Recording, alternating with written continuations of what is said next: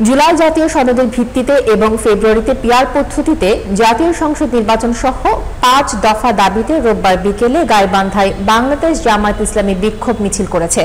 মিছিল শেষে জেলা প্রশাসকের কাছে একই দাবিতে স্মারকলিপি প্রদান করা হয়। গাইবান্ধা থেকে মোহাম্মদ শাহ আলম কিনুর ক্যামেরায় জাহিদুল ইসলামের রিপোর্ট।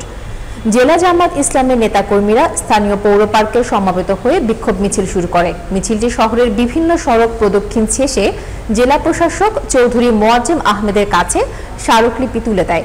স্মারকলিপি প্রদান পূর্ববর্তী সমাবেশে বক্তৃতা করেন জেলা জামায়াতের নায়েবে বীর মুক্তিযোদ্ধা আব্দুল ওয়ারেস মোহাম্মদ মাজিদুর রহমান, জেলা সেক্রেটারি মাওলানা জহুরুল হক সরকার, নায়েবে আমির মাওলানা নজরুল ইসলাম লেবু, সহকারী সেক্রেটারি সৈয়দ রুকনুজ্জামান ও ফয়সাল কবির রানা, পৌর জামায়াতের আমির মোহাম্মদ ফেরদৌস আলম, মাওলানা নুরুল ইসলাম মণ্ডল প্রমুখ।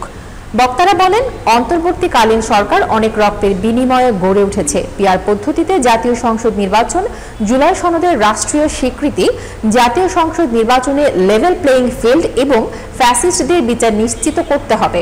অধিকাংশ রাজনৈতিক দলের ঐকমত্যের ভিত্তিতে রাষ্ট্র কাঠামো সংস্কার করলে অবাধ, সুষ্ঠু ও গ্রহণযোগ্য নির্বাচন সম্ভব।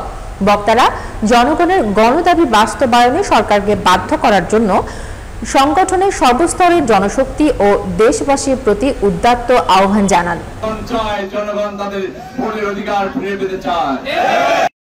আমরা দেখতে পাচ্ছি বাংলাদেশের নির্বাচন ব্যবস্থা, এই নির্বাচন ব্যবস্থা এখন পর্যন্ত ফেসিবাদ উৎপাদন হয়নি, এখন পর্যন্ত ফেসিবাদ দূর হয়নি।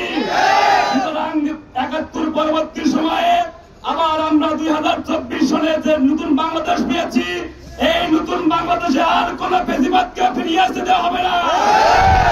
বিগত ১৬ বছরে যারা জনগণকে নির্যাতন নিষ্পেষণ চালিয়ে হত্যা করেছে, অনধিক বিলম্বে তাদের বিচার শুরু করতে হবে।